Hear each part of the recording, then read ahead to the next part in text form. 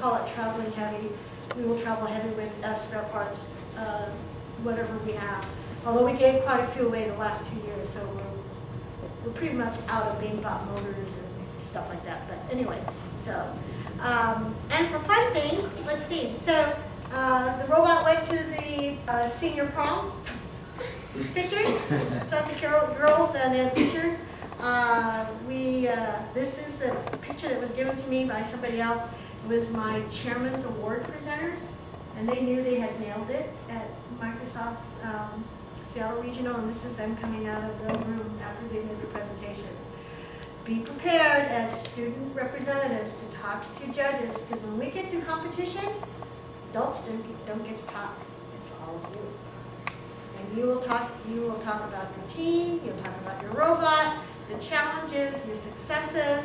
Chairman's Award, you'll be going in front. There'll be three students that go in front of the judges, 3 judges, and you'll be giving a presentation. There's a very defined format that you'll write. Let's see. Our team, we eat a lot. That's all I can say. Because we work on nights and Saturdays, we provide food for our mentors who work a full day. Last year, somebody bought a chocolate fountain, so the kids ate chocolate, and I sent them home at 10, 11 o'clock, bouncing off a wall. Parents love me. These are the cookies that the co-captains had baked and given to our mentors, which was really kind of cool. I'm going to do a lot more gaming with the kids, kind of break the ice, have some fun. It gets tough. I think that's the one thing I myself and I will have the other mentors realize as we get into about the 4th and 5th period, week, it gets pretty stressful. So we need to make sure that we give our kids a chance to take a breath, have some fun, laugh at each other. We do a lot of things in the summer with our kids to keep that cohesiveness of the team. We had a regatta. We have 2 of our mentors, fortunately, have 41-foot sailboats, and we raced on Lake Washington, the animation team against the build team. And the build team, the boat was going to sink because we had more kids than they did, but we won because we learned how to steal their wind. And so I took 14 kids who had never sailed before, besides myself, on a boat. And we had a ball. So, setting expectations, boy, I'm trying to get more of my kids to write these documentations as well. I'll share what I have. Student information, I'm not with the school, so I have to have that. Letters to parents and guardians. Boy, just absolutely need to tell the parents what we're going to be doing, and to expect that Friday night, especially the 4th and 5th week, I may be dropping your kid off at the house at 2 or 3 in the morning, but this is where they are. I've actually had a couple parents come out. And I was like, oh my God. Did you call your dad and tell him where you were? No. Especially travel too, because we take kids to, I have kids who have never gone out of the city of Seattle. So I'm taking kids to places they've never been before. I have a strict student code of conduct. Do you make them sign that? Yes, and parents too. I have a copy if anybody wants it. We have lab rules because we're going into vertical, horizontal bandsaw. We have a CO2 laser cutter, CNC machine, a lathe. We're pretty lucky where we go. There's a travel contract. Your code of conduct is the same as a travel contract. Our kids get community service. So whenever they volunteer at any of the first events, that's community service for them. One thing that I talked with a lot of people is that our kids can earn a 0.5 occupational ed credit or an elective credit. What they have to do, propose what they're going to do with the team,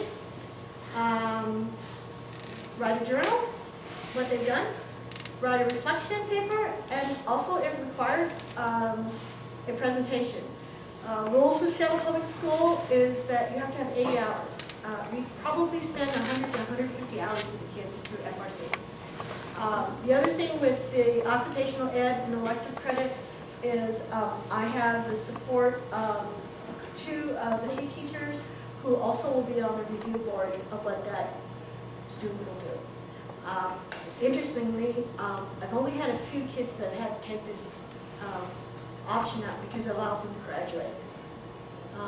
Most of the kids seem to be right on track with their credits, but it's getting harder and harder. I put up an example of a postcard, and I'm going to post this presentation up on the first log. So we have, and this is given to the parents, student name, what the fee was, if they get travel credit or scholarships. So when we sell all the food at the first Lego League event that we sponsor, if I have 20 kids and we made $200 and they each earned $10. Last year I think each kid made $25. So we tell them what we tell them what their travel credit. Our team is different. I have 50% free reduced lunch kits. Our team gave out $7,000 in travel scholarships last year. So how much did your team spend this year? Total, what was your budget? Well, let's see, I can give you the, What ballpark? Is this it's about $20,000 That's per what event. it's It's about $20,000 per event. Atlanta is expensive. Atlanta was $700 per person. All of our, we said budget, all of the vendors, we all coughed up our airfare, which was $474 each. I do a lot of fundraising since our mentors. If any of you have, and somebody who works at Microsoft that volunteers with the team, there's the Microsoft Giving campaign. So for every hour that we have a Microsoft employee work with us, we get $17.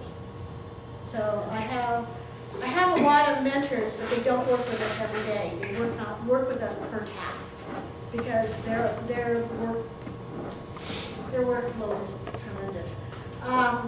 So this is left for the parents so that they know, when do they leave, what was the flight.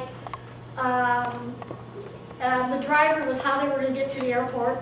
Okay, when do they return, and who were the two people that they contacted while we were in Atlanta. I do the same thing for Portland. Seattle will be different, although what I'm going to require is that my competition team stays at my house so that they don't stay up late and party. Sorry, you want to be on the competition team, you want to be the driver, you want to be the superstructure operator or the strategist, you're at my house. I have a little problem with my kids partying too much. Travel to first events. I probably do break every rule in Seattle Public Schools. Mentor cats must want to chaperone our kids. That's kind of a prerequisite to be a mentor on our team. I have one adult mentor with 3 kids, which I think other schools will have 4 kids together, but then space the mentor rooms out. We have done this for 8 years. We have not had any problems. We've probably had less problems. So I am looking into it from a liability point of view because that's just what I have to do. Wednesday I bring the How do you do four people to a room? the kids bring, no, the kids bring, mentors get a bed. Mentors get, so it's double, every room we get is always double beds, but we ask for double queens, but sometimes we get doubles, what we call them. And so how it works is kids bring, your camping roll-out mats. We bring blow-up mattresses. They bring sleeping bags, and there's some kids who will share a bed, but I'm finding that most kids won't. But that's just how we have to cut the expense down, because I think when we were in Atlanta, I think our room was $160 a night.